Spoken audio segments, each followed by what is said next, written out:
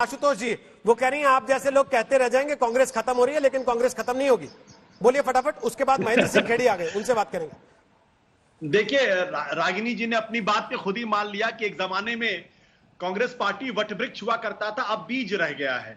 तो बीज कुछ जब जमीन में पड़ेगा तो बीज खत्म भी हो सकता है और बीज अंकुरित भी हो सकता है, लेकिन अंकुरित होकर फिर वटवृक्ष बनने में उसको बहुत वक्त लगता है। तो चलिए, रागिनी नायक ने दूसरी तरीके से मेरी बात को सही मान लिया।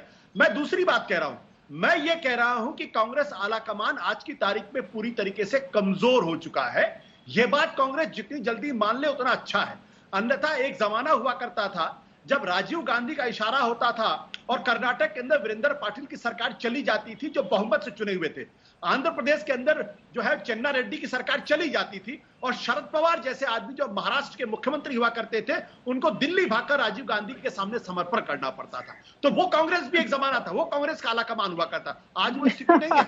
अशोक गहलोत दिल्ली आकर आलाकमान से बात नहीं कर रहे हैं। प्रियंका गांधी सचिन पायलट से बात कर रही है, ऐसा आज के अखबारों के फ्रंट पेज पे छपा हुआ है। और उसके बाद अगर अशोक गहलोत बाहर निकल के कहते वो तो निकम्मा है, तो आप मान लीजिए कि अशोक गहलोत तो ना तो प्रियंका गांधी की चिंता है, न सोनिया गांधी की चिंता है, न राहुल गांधी की चिंता है, और ना ये तीनों मिलकर अशोक गहलोत को राजस्थान के अंदर हटाकर नया नेता चुन सकते हैं। ये सच्चाई है और कांग्रेस पार्टी को उसका एक्सेप्ट करना चाहिए।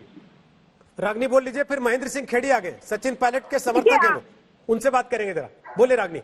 देखिए, पहली बात तो जो आशुतोष जी ने कहा कि अशोक गहलोत जी को चिंता ही नहीं है कि राहुल गांधी जाएं और प्रियंका जी कुछ कहती रहें। अभी पिछली सीडब्ल्यूसी की मीटिंग में अशोक गहलोत जी ने सबसे मुखर होकर कहा था कि अगर कांग्रेस पार्टी का नेतृत्व कोई संभाल सकता है तो वो राहुल गांधी जी हैं, सबसे पहले आए और राष्ट्रीय अध्यक्ष बने। तो मुझे लगता है थोड़ी अपनी जानकारी को और बढ़िया करना चाहिए। दूसरी बात आपने कही बीज को लेकर, तो मैं आपसे कहती हूँ आशुतोष जी, कांग्रेस पार्टी वैचारिक लड़ाई लड़ रही है, जबकि सारा विपक्ष एक तरह से नतमस्तक होकर पड़ा हुआ है। और विचारधारा की लड़ाइयां लंबी ही होती हैं।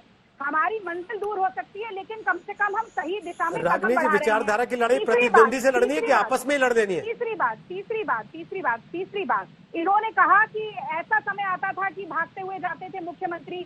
अगर ऐसा जो अधिनायकवादी राजनीति है तो मोदी जी की इस वक्त हो सकती है कि केवल 2 ही आदमियों की बात चल रही है। हम तो कह रहे हैं कि कांग्रेस पार्टी में सबकी सुनी जाती है, अशोक गहलोत जी की भी सुनी जा रही है, लेकिन सचिन पायलट तो कह रहे हैं कि मैं लगातार बोल रहा था, मेरी नहीं सुनी जा रही थी। बात भी सुनी जाएगी। अब किसको सही माने किसको गलत, जरा महेंद्र सिंह खेड़ी आ गए हैं। महेंद्र सिंह खेड़ी आ गए हैं, ये सचिन पायलट के समर्थक हैं, कांग्रेस सेवा दल के प्रवक्ता हुआ करते थे। जब सचिन पायलट के साथ इन्हें लगा कि नाइंसाफी हुई तो इन्होंने पद छोड़ दिया, स्वतः ये फैसला लिया कि अब मैं इस पद पर नहीं रहूंगा। महेंद्र सिंह खेड़ी, स्वागत है आपका आज तक पर। अशोक गहलोत का बड़ा सीधा सीधा हमला और आरोप है आज सचिन पायलट पर। वो कह रहे हैं कि निकम्मा है, नकारा है और 6 महीने से सरकार गिराने की कोशिश कर रहा था। क्या कहेंगे आप? देखिए, सबसे बड़ी बात आज ये है कि पूरा देश का युवा देख रहा है और पूरे हिंदुस्तान ने देखा है कि सचिन पायलट ने जब कांग्रेस राजस्थान में 21 सीटों पे चली गई थी तो जो उनकी मेहनत थी, युवाओं को जोड़ा था, सीनियर्स को भी मौका दिया था, और राहुल गांधी जी को वो हम हमेशा राजस्थान के अंदर पहली बार नीचे जनता के अंदर लेके गए, मजदूरों से मिलाया, पंचायतों में गए। आज उन्होंने पैदल मार्च स्टार्ट किया, लोगों को जोड़ने के लिए उन्होंने काम किया। आज जब कांग्रेस मजबूत हुई तो आज कांग्रेस राजस्थान के अंदर मजबूत है, तो 2013 के बाद सचिन पायलट के नेतृत्व में मजबूत हुई है। आज ये कहना सबसे बड़ी ये बात होगी कि अशोक गहलोत जी जब कहते हैं ये पूरे 6 साल से लगे हुए थे सचिन पायलट को प्रदेश अध्यक्ष हटाने के लिए, ये कह रहे हैं, इनको खुद को सोचना चाहिए। अपने पुत्र मोह में डूब चुके हैं। इन्होंने सांसद की टिकट अपने बच्चे को दिलाई। आवाज कट गई खेड़ी जी आपकी। वो आरसी के अंदर इन्होंने चेयरमैन बना दिया। आज पुत्र मोह में चले गए, आलाकमान की सुन नहीं रहे, खुद फैसले कर रहे, इमीडिएटली फैसले करे जा रहे हैं।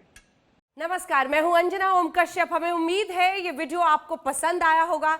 लेटेस्ट खबरों के लिए यूं ही देखते रहिए आज तक, और इस वीडियो के पसंद आने पर लाइक, शेयर एंड सब्सक्राइब करना